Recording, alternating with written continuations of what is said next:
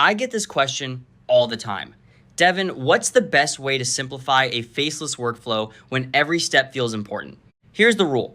A step only earns its place if it clearly improves one of three things: click-through, retention, or publishing consistency.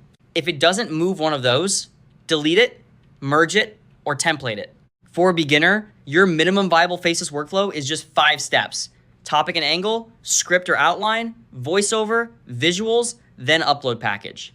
Now take every extra step and run it through a filter. First, is it viewer facing?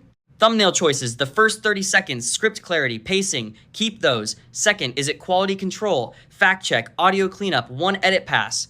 Keep it, but cap it at 1 pass. Third, is it admin?